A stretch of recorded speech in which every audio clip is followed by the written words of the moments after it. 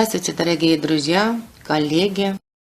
Мы с вами поговорим, как я связала вот такую кофточку, или можно назвать пуловерчик, или можно назвать свитерочек.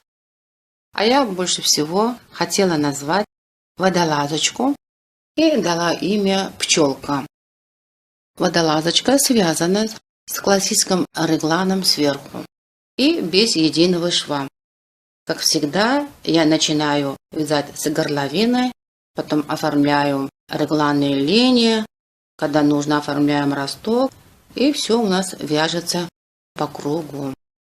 И эта водолазочка по структуре получается вот эластично,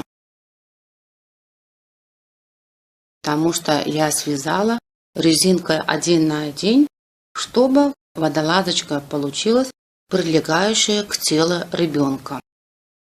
Я именно создала такую модель, такую водолазочку, чтобы ребенок одел под пальто, под куртки, под кардиганов, чтобы ему было тепло и удобно и уютно. Еще вот видите, по переду я украшала вот такими узорами, косичками, которые располагаются в шахматном порядке. И еще добавила здесь вот такие полосочки и на теле, и на рукавах. Друзья, для этого водолазочки я еще в комплекте вязала вот такие штанишки.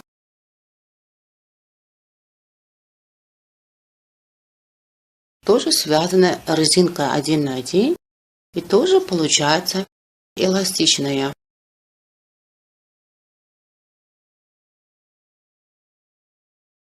Штанишка тоже вязана сверху вниз, тоже без единого шва. И, друзья, я обязательно на следующих видео сделаю для вас полный мастер-класс, как вязать штанишки. И этот способ вязания штанишки применяется во всех видах связывания нижней одежды. Вот вы вяжете брюки, вот вяжете шорты, или вяжете лосины, или спортивные штанишки. Всем будете применять именно такой метод вязания, который я вам покажу в следующем мастер-классе. Эту водолазочку вязать очень удобно, друзья. Даже только начинающие тоже могут спокойно вязать. Когда мы начинаем с горловины, друзья, вот здесь у нас получается вот такой небольшой воротничок, высокий такой, и тоже облегает шею ребенка. На спинной части, друзья, вот так я оформляю застежками. Вот здесь пуговки, чтобы голова ребенка мог спокойно пройти.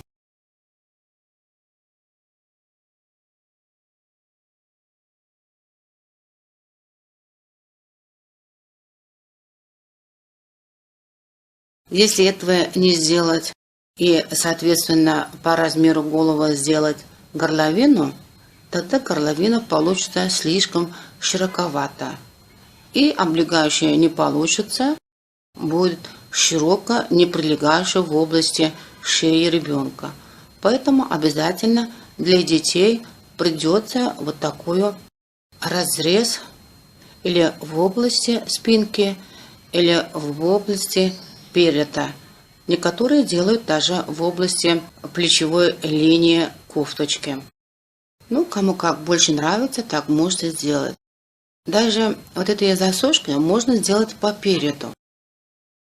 Вот так представьте, если по переду будут такие засошки, как получается поло, это тоже выглядит очень красиво. А я хотела, чтобы по переду было тело, поэтому я застежки поставила на спинной части. И здесь, друзья, вот видите, у нас росток. Чтобы спинная часть горловины выше получится, чем передняя часть. Это мы называем росток. И это ростка мы оформляем не в области горловины, друзья, как мы часто или многие из нас делаем в области горловины. Применяла здесь азиатский росток.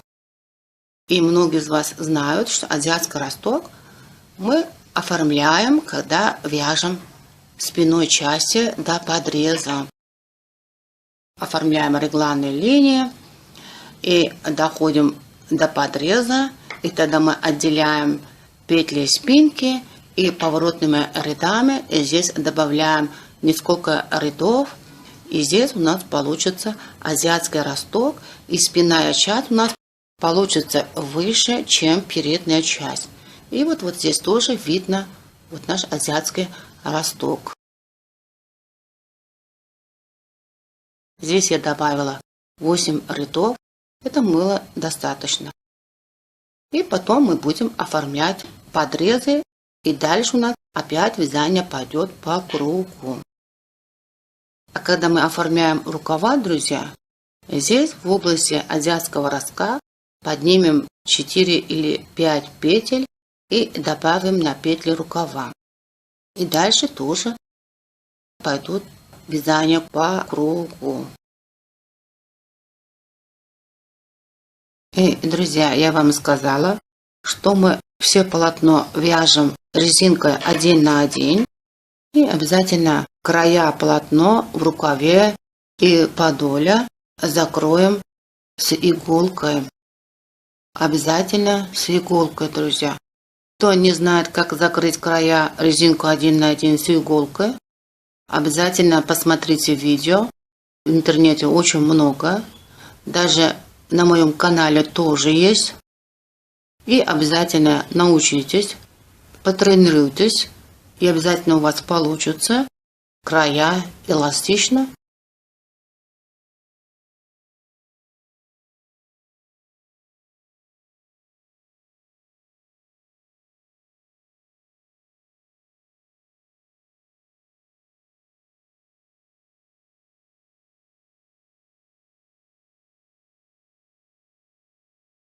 Друзья, коротко о схеме вязания пчелки.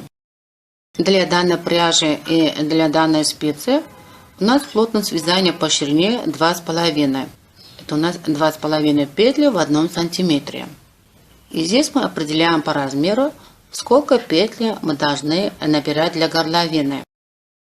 Учитывая петли для планки, мы будем набирать 81 петли в горловине.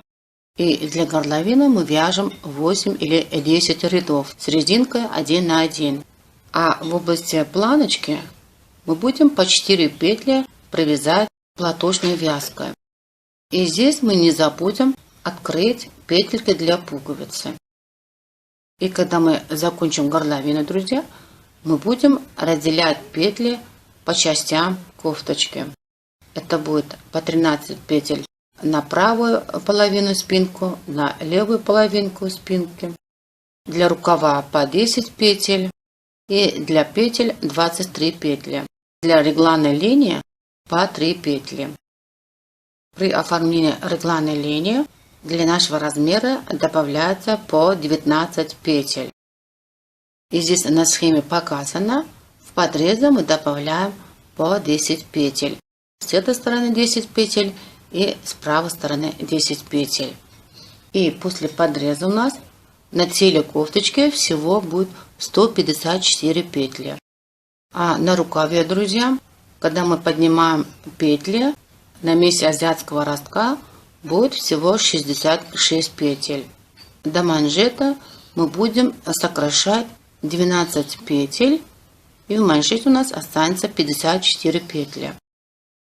И, друзья, какие размеры у нас получатся в сантиметрах. Высота планки на спинке, друзья, получится 10 сантиметров.